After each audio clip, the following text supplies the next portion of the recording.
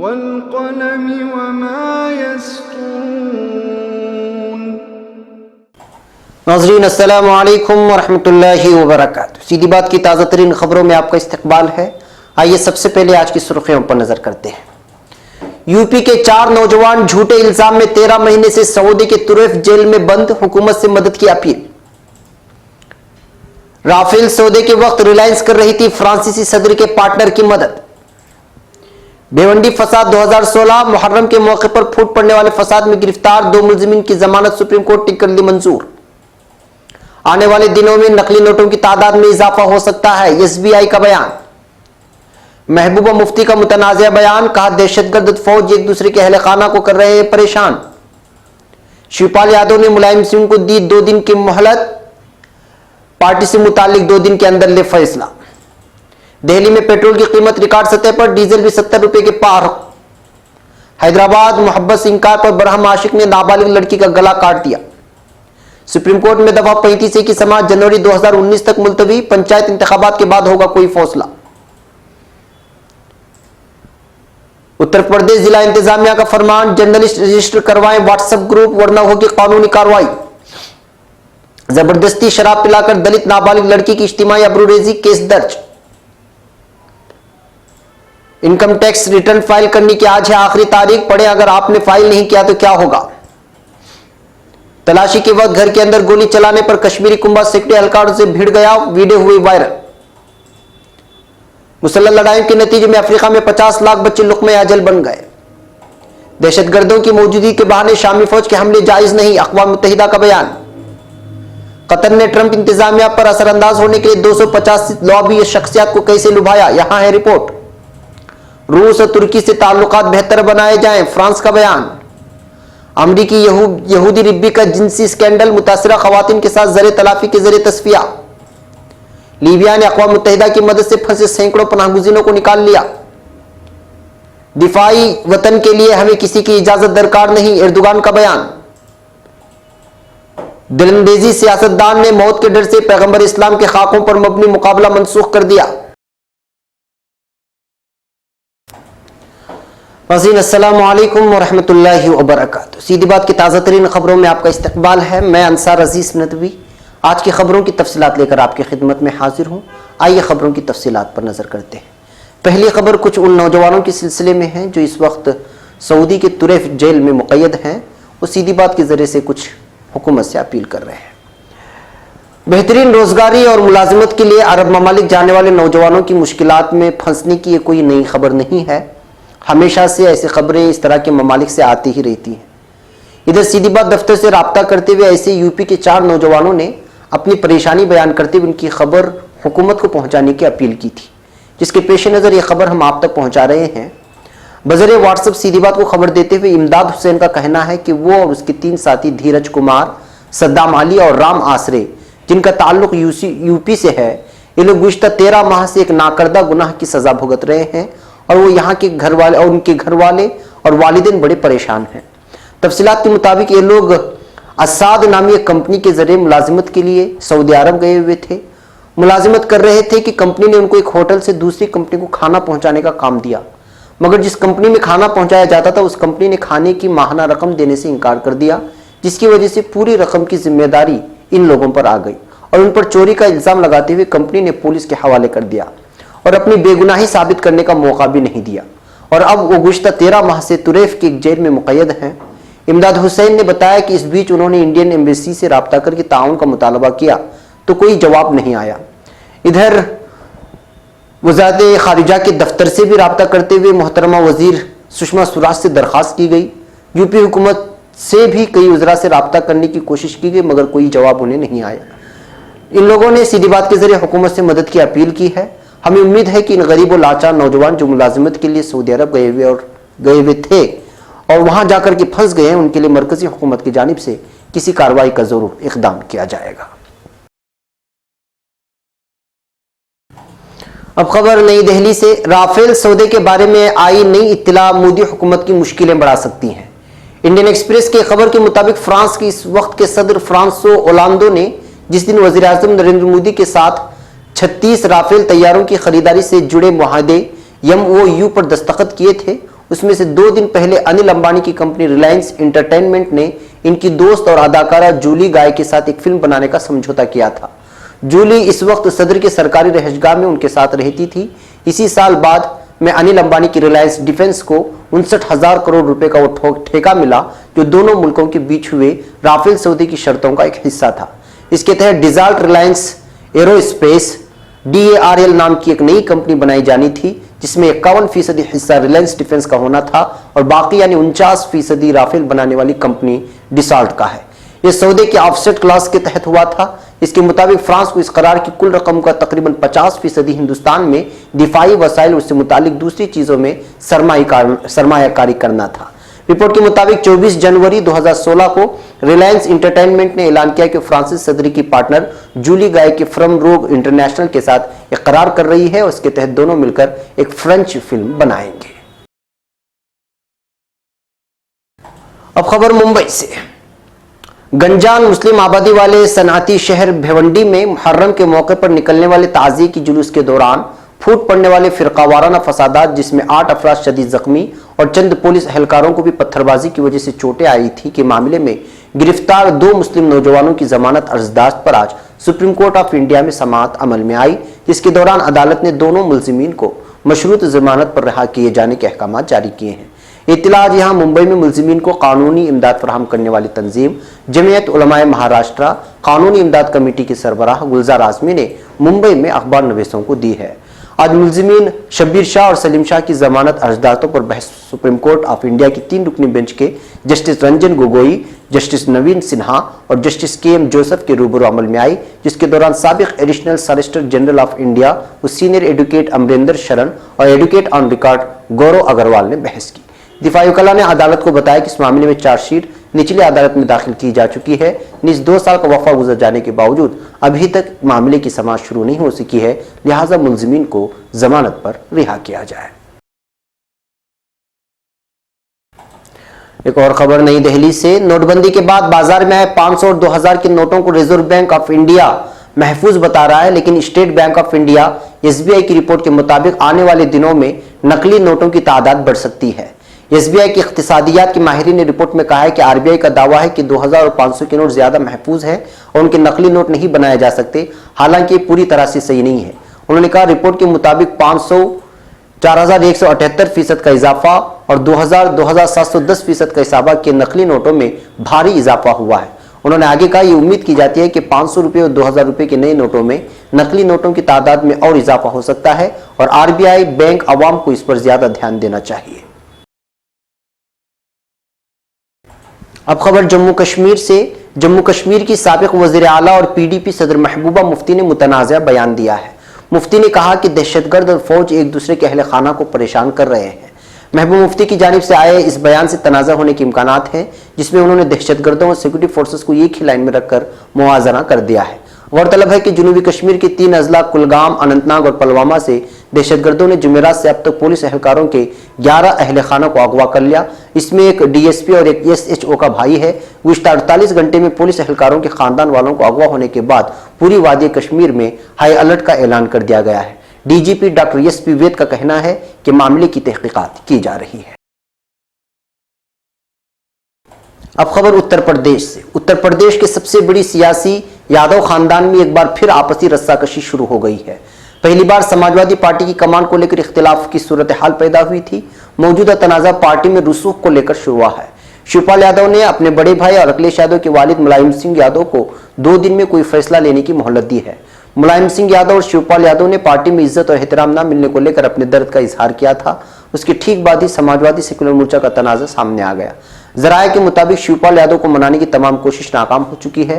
Party सदर अखिलेश यादव भी अपनी बात पर कायम है और वक्त आने पर शिवपाल यादव को कोई ओहदा देने की बात कर रहे हैं। वहीं कई मौके पर शिवपाल यादव दोबारा मुलायम सिंह यादव को कौमी सदर बनाए जाने की बात पर सब कुछ ठीक हो जाने की बात कह चुके हैं। खबर नई दिल्ली से। राजधानी दिल्ली समेत मुल्क की ज्यादातर रियासतों में पेट्रोल की कीमतें आज सबसे ऊंची सतह पर पहुंच गई हैं और डीजल भी नई तारीखी सतह पर पहुंच गया है। खाम तेल की कीमतों में मुसलसल इजाफे और डॉलर के मुकाबले में रुपए की कदर गिरने की वजह से दोनों तरह के ईंधनों की कीमतों में मुसलसल छठे दिन इजाफा देखने को मिला है।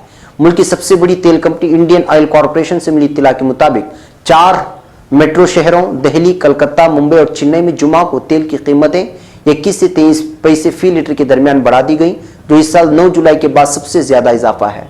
डीजल की कीमतों में 28 से 30 पैसे फी लीटर इजाफा हुआ, जो इस साल 18 मई के बाद सबसे ज्यादा इजाफा है।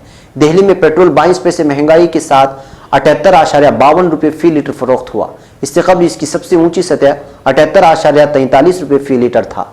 यहाँ डीजल की कीमतें भी 29 पैसे के इजाफे के साथ ये 70.21 रुपये फी लीटर पर पहुंच गई हैं। ऐसा पहली मरतबा हुआ है कि मुल्क की राजधानी दिल्ली में डीजल 70 रुपये फी लीटर की सबसे ऊंची सतह पर पहुंचा हो। अब खबर हैदराबाद से। मोहब्बत से इनकार पर बरहम आशिक ने नाबालिग लड़की का गला काट दिया है। ये वाकया तेलंगाना के सिंगारेड्डी जिले के बोलारम पुलिस स्टेशन के हुदूद में पेश आया। Private engineering college Nanded Maharashtra का बीटेक साल सुवम का तालिब इल्म अरविंद गुज़िश्ता चंद माह से 16 साल लड़की का पीछा कर रहा था। वो कल बात करने के बहाने लड़की के मकान में दाखिल हुआ और लड़की से मोहब्बत का इजहार करने लगा। ताहम लड़की के इनकार पर उसकी बहस व तकरार हो गई और इसी दौरान उसने लड़की का गला काट दिया। लड़की की चीखों की आवाज़ों पर मालिक मकान और पड़ोसी वहां पर जमा हो गए, जिन्होंने लड़की को बचा लिया। उन्होंने अरविंद को पकड़कर पिटाई कर दी और पुलिस के हवाले कर दिया। लड़की को इलाज के लिए हैदराबाद के कोकटपल्ली इलाके में वाक़ प्राइवेट अस्पताल मुंतकिल कर दिया गया, जहां डॉक्टर्स ने उसको मुर्दा करार दिया। पुलिस ने इस सिलसिले में एक मामला दर्ज कर लिया है। अब खबर सुप्रीम कोर्ट के ताल्लुक से। सुप्रीम कोर्ट ने दफा 35A पर समाअत मुलतवी कर दी है। अब इस मामले की समाअत जनवरी 2019 के दूसरे हफ्ते में होगी। चीफ जस्टिस दीपक मिश्रा की सदारत वाली 3 रुकनी बेंच ने समाअत मुलतवी करने का फैसला किया है। हुकूमत ने पंचायत इंतखाबात के पेश नज़र इस समाअत को मुलतवी करने का मुतालबा किया था। ख्याल रहे कि जम्मू कश्मीर में इस दफ़ा में किसी भी तरह की तब्दीली की मुखालिफत की जा रही है। जम्मू कश्मीर की अहम सियासी पार्टियां इस दफ़े में तब्दीली के खिलाफ सड़कों पर हैं। अलावा अजीम जुमेरात के रोज़ मज़कूरा मामले पर अलहदगी पसंदों के बंद का ऐलान करने के सबब वादी कश्मीर में रोज़मर्रा की ज़िंदगी मुतासिर हुई है। बंद की वजह से वादी में दुकानें, कारोबारी इदारे और तालीमी इदारे भी बंद हैं, जबकि सड़कों से तमाम गाड़ियां भी गैर हाजिर हैं। काबिल गौर है कि जुम्मा के रोज़ वादी में हड़ताल रहेगी। अब खबर उत्तर प्रदेश से। उत्तर प्रदेश की योगी हुकूमत ने मीडिया पर शिकंजा कसने के लिए अब व्हाट्सएप पर रोक लगाना शुरू कर दिया है। ललितपुर जिला इंतजामिया ने एक अजीबोगरीब फरमान जारी करते हुए सहाफियों को रजिस्ट्रेशन के बगैर मीडिया व्हाट्सएप ग्रुप चलाने पर रोक लगा दी है। जिला इंतजामिया ने हुक्म जारी करके जिले के सभी सहाफियों से कहा है कि सभी मीडिया व्हाट्सएप ग्रुप को महकमा इत्तलाआत के पास रजिस्टर कराएं, वरना उनके खिलाफ कानूनी कार्रवाई की जाएगी।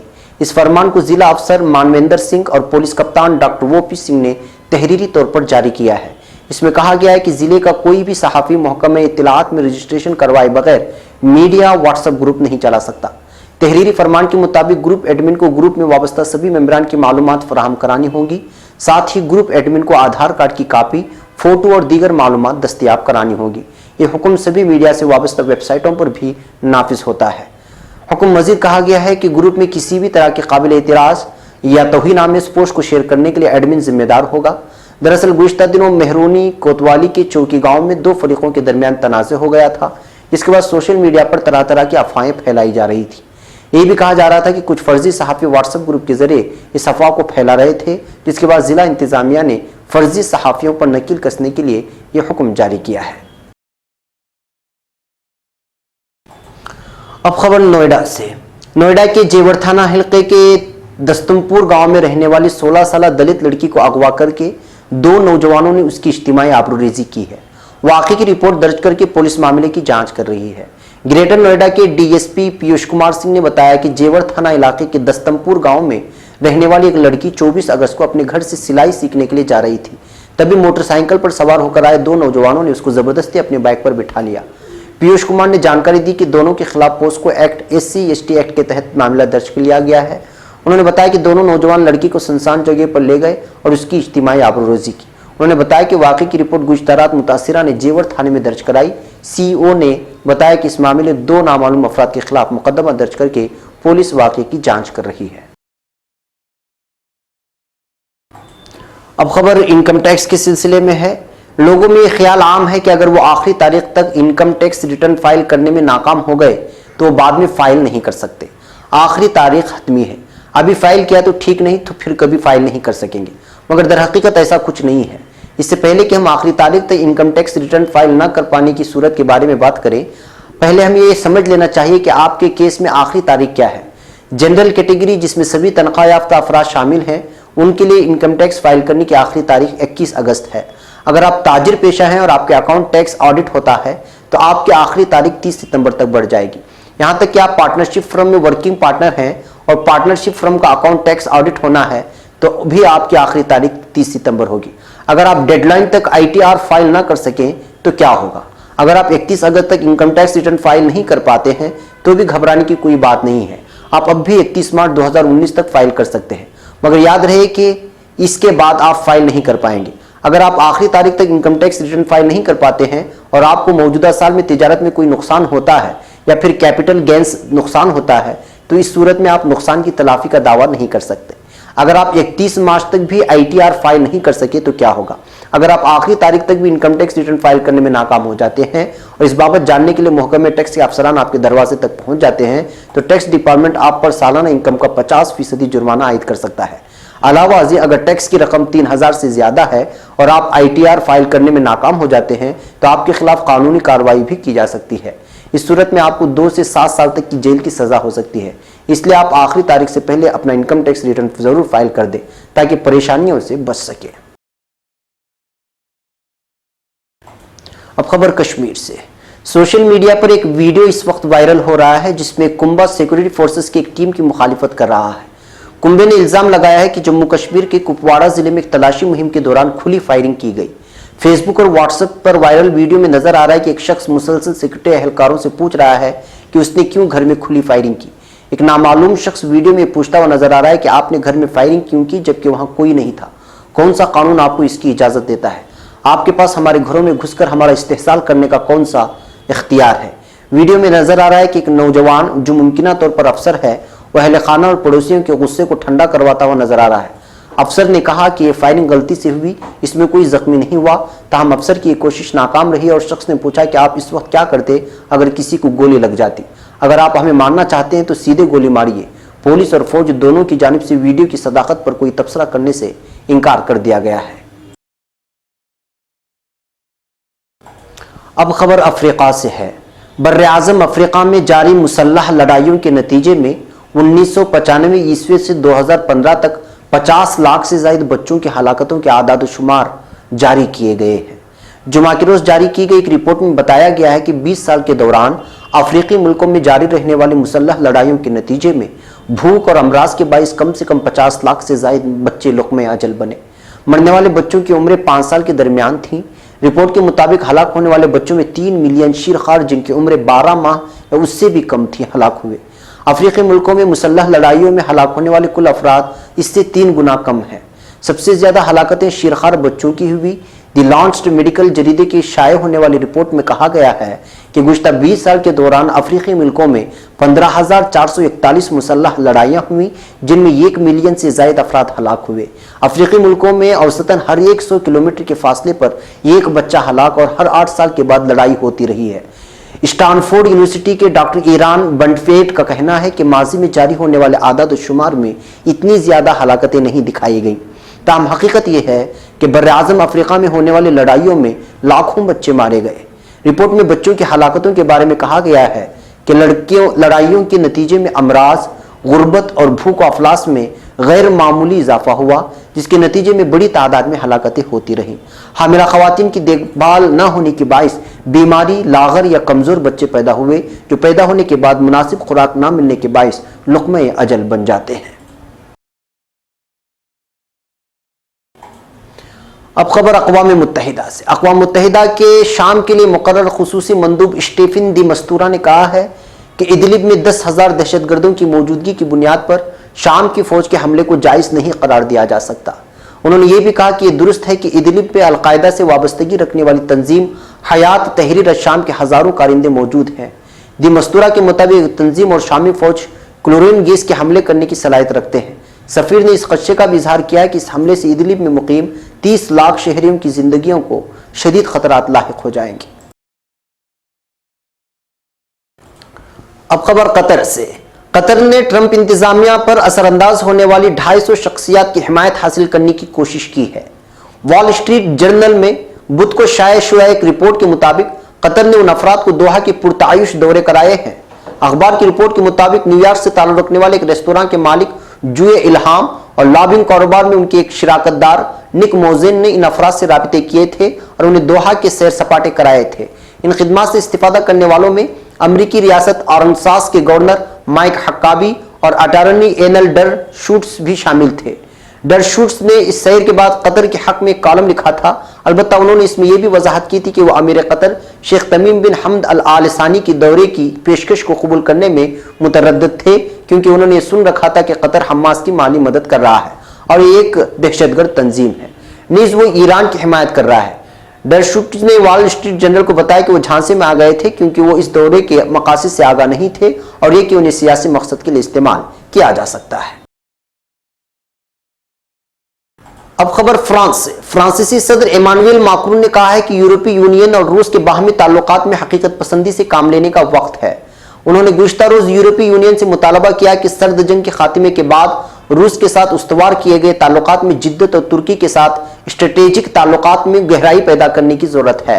फिनलैंड के दारुल-हुकूमत हेलसिंकी में एक प्रेस कॉन्फ्रेंस के दौरान सदर माक्रोन ने कहा कि यूरोपीय यूनियन को अपने तमाम हमसाया ममालिक के साथ बशमूल दिफाई ताल्लुकात में मौजूदा दौर की जरूरियात को मद्देनजर रखना चाहिए। उनका कहना था कि यूरोपीय यूनियन के अपने मफाद में भी है कि वो तुर्की और रूस के साथ ताल्लुकात में बेहतरी लाए। अब खबर अमेरिका से। अमेरिका में वाशिंगटन के एक यहूदी माबद की रिब्बी की घिनौनी हरकत का शिकार होने वाली खवातीन 4 यहूदी तंजीमों के साथ समझौते पर दस्तखत के नतीजे में ज़रे तलाफी के तौर पर 1.425 करोड़ अमरीकी डॉलर की रकम हासिल करने की हकदार ठहरी है। मज़कूरा रिब्बी कई बरसों तक मजहबी रस्म के तौर पर किए जाने वाले गुस्ल के दौरान इन खवातीन की खुफिया वीडियो बनाता रहा था। समझौते में 150 से ज्यादा खवातीन शामिल हैं, जिनके बारे में साबित हो चुका है कि बर्नल फ्रोंडल नामी रिब्बी ने एक कमरे में खुफिया कैमरे के जरिए उनकी बरहना हालत में वीडियो बनाई थी। रिब्बी को 2015 में इस जुर्म की पादाश में 6.5 वर्ष कैद की सजा सुनाई गई थी। इस मामले ने वाशिंगटन में यहूदी हलकों को शदीद धचका पहुंचाया था, इसलिए कि रिब्बी फ्रोंडल इस शर्मनाक स्कैंडल के इंकिशाफ से पहले तक इंतहाई मोहतरम गर्दाने जाते थे। वो शहर की कई जामियात में तजदीस भी अंजाम देता था। इस गैर अखलाक की हरकत का शिकार होने वाले खवातीन की जानिब से इज्तिमाई तौर पर 10 करोड़ डॉलर ज़रे तलाफी का मुतालबा किया गया था। इंश्योरेंस कंपनियां इस ज़रे तलाफी के एक बड़े हिस्से की अदायगी करेंगी। अमरीकी अखबार वाशिंगटन पोस्ट के मुताबिक रिब्बी फ्रोंडल के वकील का कहना है कि उसका मुवक्किल 2020 से कबल जेल से बाहर नहीं आएगा। अब खबर लीबिया से। लीबिया की हुकूमत ने मुल्क के मुख्तलिफ ग्रुपों के माबैन तसादुम की वजह से सरकारी निगरानी मराकिज में फंसे सैकड़ों पनाह गुज़ीनों को अक़वाम मुत्तहिदा की मदद से निकालकर किसी दीगर जगह पर मुंतकिल कर दिया है। अक़वाम मुत्तहिदा और इमदादी ज़राए ने जुमेरात को ये इत्तला दी है। एक इमदादी ज़राए ने कहा है कि अक़वाम मुत्तहिदा की हिमायत याफ्ता हुकूमत ने राजधानी तराबलस के जुनूबी मशरक़ी आइन ज़ारा इलाके के 2 मराकिज़ से उन पनाह गुज़ीनों को महफूज मकाम पर पहुँचा दिया है। अक़वाम मुत्तहिदा की पनाह गुज़ीन एजेंसी UNHCR ने अपने बयान में कहा है कि उसने दीगर एजेंसियों और गैर कानूनी तौर पर पनाह लेने से रोकने से मुतालिक महकमे के साथ मिलकर इन पनाह गुज़ीनों को मुंतकिल किया है। एक दीगर बैनुल-अक़वामी तंजीम ने कहा है कि इन पनाह गुज़ीनों में खास तौर पर एथियोपिया, सोमालिया और अरेट्रिया के लोग शामिल हैं। इनको जंगी इलाके से निकालकर अलग अलग निगरानी मराकिज़ में ले जाया गया है। आइन ज़ारा में कुछ पनाह गुज़ीन अब भी मदद का इंतजार कर रहे हैं। इन पनाह गुज़ीनों की मुहाफिज ग्रुपों के तसादुम की वजह से उनको छोड़कर भाग गए थे, जिसकी वजह से तकरीबन 30 पनाह गुज़ीनों की मौत हो गई थी। लीबिया में 2011 में नाटो हिमायत याफ्ता इनकलाब से तानाशाह मुअम्मर क़ज़्ज़ाफ़ी के इख्तिदार से बेदखल किए जाने के बाद यहाँ मुख्तलिफ ग्रुप इख्तिदार के लिए जद्दोजहद कर रहे हैं। लीबिया के वज़ीर आज़म फैज़ अस्सिराज ने कहा है कि जुनूबी तराबलस में अब भी तसादुम जारी है और वहाँ के लोग अपने घरों में फंसे हुए हैं।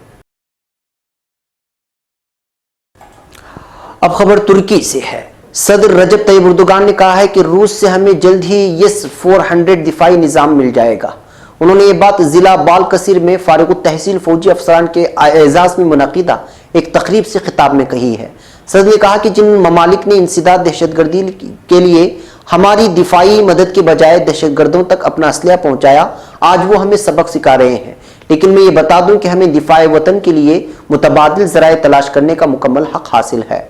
उन्होंने कहा कि S-400 दिफाई निज़ाम का मुआहदा रूस के साथ तय है, जो कि जल्द ही ये निज़ाम हमारे हवाले कर देगा।